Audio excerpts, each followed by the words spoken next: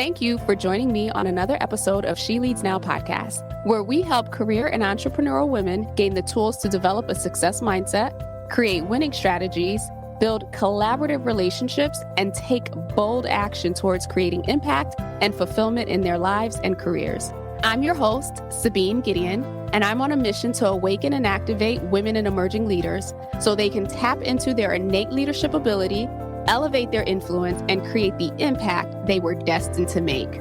If you're ready to uplevel your confidence, courage, and influence, you've come to the right place. Join me weekly for insights, strategies, and resources to help you grow, develop, and embody the leader you were meant to be, so that you can make the impact you know you are called to make and establish the legacy you've always dreamed.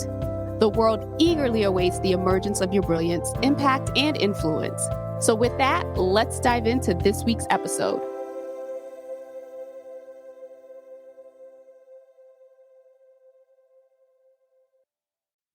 Hello and welcome to another episode of She Leads Now. I'm your host, Sabine Gideon, and I'm excited to be bringing you a solo episode this week. Hopefully it's a short one, but we'll see how things go.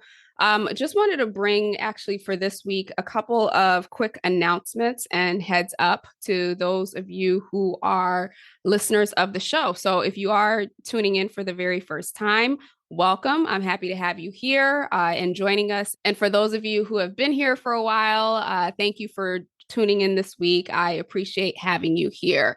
So I wanted to do a real quick recap of the LeadHership In Action series. So for the last few weeks, as you've noticed, for the interview style episodes, I have brought back on individuals that I interviewed during the original LeadHership Reloaded series.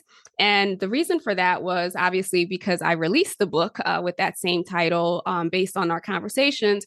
I also wanted to do a check-in to see, a year later, what has changed, what progress have we made throughout society and for women in general with regards to leadership, with regards to navigating our careers, and really taking ownership of our leadership identity and authority. And I believe I interviewed roughly about 10 of the women that I originally spoke to. And based on our conversations, especially if you've been listening in for the last several weeks, you've heard that while there has been some progress, obviously there's still a lot of room to go. And as we know, Rome was not built in a day. So the expectation that, there would be a complete 180 in just a year, is not really realistic. But at the same time, there are some things where I do believe that we were making progress on this time last year. As I shared on the episode with Bertine Crevacore West, I can't remember the number specifically, but, part of growth is that feeling of moving backwards. And so while we have made a lot of strides as a society, especially in the areas of more women stepping into leadership roles, we've seen some traction on the DEI side. We've also seen some improvement or more focus in organizations with focusing on leadership development, both for women, emerging leaders, underrepresented groups. We also know that those same three areas faced a lot of setbacks. With the DEI, again, we did make strides. A lot of organizations have made strides in really creating or trying to create sustainable DEI strategies. But then we also saw stuff like the rulings that came through this year that really impacted affirmative action in certain areas. So it's like that 2 steps forward, 1 step back. I'm still optimistic and still hopeful that as for the organizations who are committed, who are truly committed, as they really dig deep and invest and take the time to monitor and to prioritize their DEI, their inclusion, their equity strategies within their organizations, that they will see that they will be the ones to see ROI and returns that most organizations have not seen before. On the leadership side, we're seeing more organizations refocus or reassess their succession planning. And so just this year, we in the top 500, we had about 52 or 53 women CEOs. We lost one, Roz, who was the CEO of Walgreens, but then gained another. And then we've also seen stories in the news in smaller organizations. And by smaller, I just mean that they're not in the Fortune 500, but still significant size organizations. We've seen more women step into the CEO role as well. So, and not only just more women stepping into the CEO role, but more succession. As women were leaving, there were women ready to take their place. So that's another positive, hopeful, aspirational thing that I wish to see more and more of in the coming years.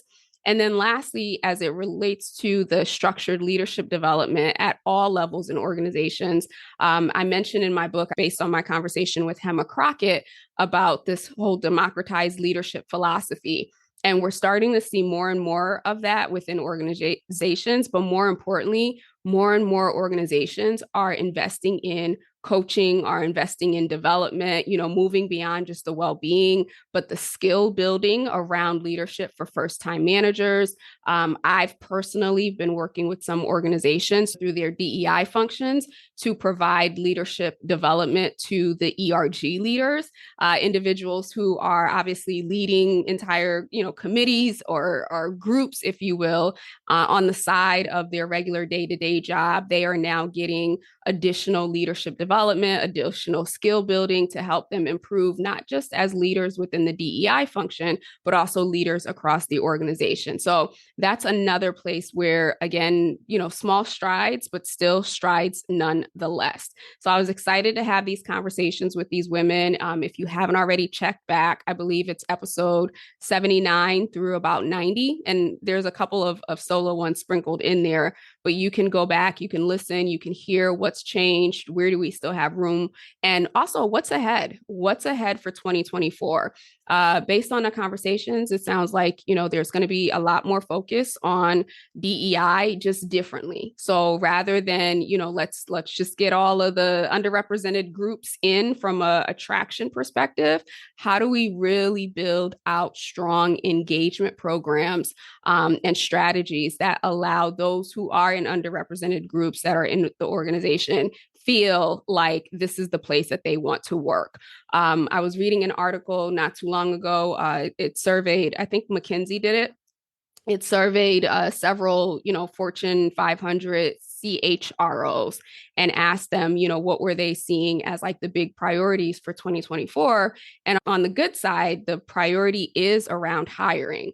So while we have seen 2023 come with a lot of layoffs, a lot of organizations making massive cuts, organizations still recognize that they still need people in order to operate. So the CHROs that were surveyed said that they were going to prioritize hiring because the need is there, as well as prioritizing engagement and development of individuals who are there. So, the saying goes, or the statistic goes, for every person that you lose in that first year, you're spending about 1.5 times their salary. So while organizations were quick to react this year with, the threat of the recession and the market volatility and AI and everything else, they are recognizing that, wait a minute, yes, we cut here, but we put ourselves at a disadvantage because now if the people we do have, the people who were left, so to speak, do decide to leave, then, we're not going to be in a good place.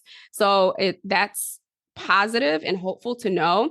One thing I also wanted to note that, especially in times like this, when for those of you who are listening, you may have been impacted at some point this year. So, I want this to serve as some encouragement for you. What I'm hearing also on the grounds is that a lot of organizations who did make those cuts, it's because they looked at their organization, they looked at the skill sets that they needed to be able to compete in, the new normal, or whatever the new age of technology, the new age of business is, and started to assess some of the roles that were more manual or perhaps no longer needed or no longer valuable in the organization. And I know when they're making that decision, it doesn't always necessarily feel like, oh, it was just a decision about the role and not the person. But nonetheless, as organizations started to look at what are the skill sets that we need in our organization to be able to survive and be competitive in, 2024 and beyond, they decided to cut some that they deemed less valuable, and only to reallocate that money towards positions that were more focused on people with skill sets that were either, strong AI or other different types of skill sets. So what we're seeing, and just like any recession, there's always that fear of like, oh my gosh, there's no money, there's no money. And the truth is, that's not what a recession means. A recession just simply means that there's a transfer. So the money where it was being spent one place is now going to be spent somewhere else. And that's exactly what we're seeing in organizations. That's exactly what we're seeing in all sectors, where they are looking at this is where we've allocated resources before. We need to reallocate these resources. So they're cutting on one end, but then they're reallocating it other places. And those other places are partly in technology and software and systems and whatnot, but it's also in people. So hopefully that recap for those of you who have been impacted this year, if you are in the search, just know that 2024, there's expected to be a surge of hiring. I would say for anyone who is in that space, this is the time to really level up your skill set. While companies can make decisions all day long about what they think is best for them, you are an asset. You are your own company. So I strongly encourage for anyone who is listening who may be in that space to be asking yourself, what is your skill taxonomy? What are your key skill sets? And what are the organizations that might really, truly value it? Or if there are areas that you're passionate about that you would want to really build out the skill, how can you make that happen during this time?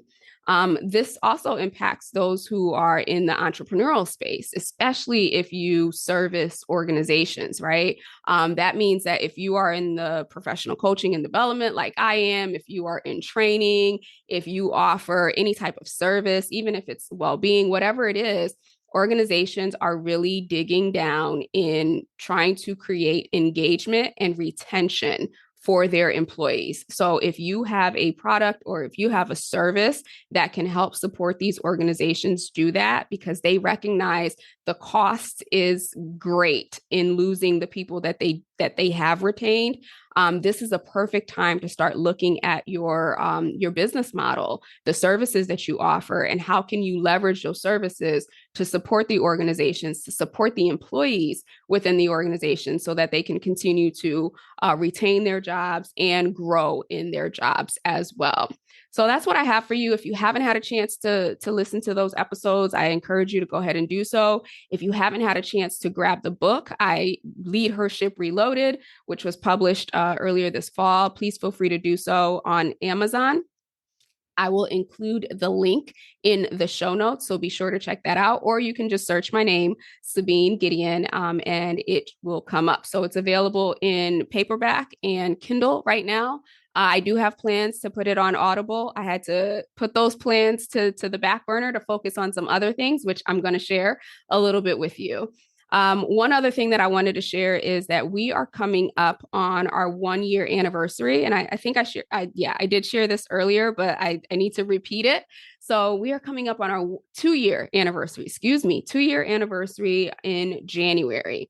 And also just recently found out that She Leads Now is rated in the top 5% of all podcasts. And so top 5, this is out of over 3 million podcasts globally. So that is huge. And I cannot thank you enough for everyone who's ever tuned in, subscribed, rated, whatever. Thank you so much for your support, for your encouragement, and helping us to reach that. And with that, I want to spotlight you. So I shared this before. If you would like to be spotlighted or spotlit, whatever the word is, please send me an email at support@sabinegideon.com. In the subject line, just write, I want to be in the spotlight, and I will reach back out. We can either schedule a quick 30-minute interview where, you share your journey, you share about the work that you do.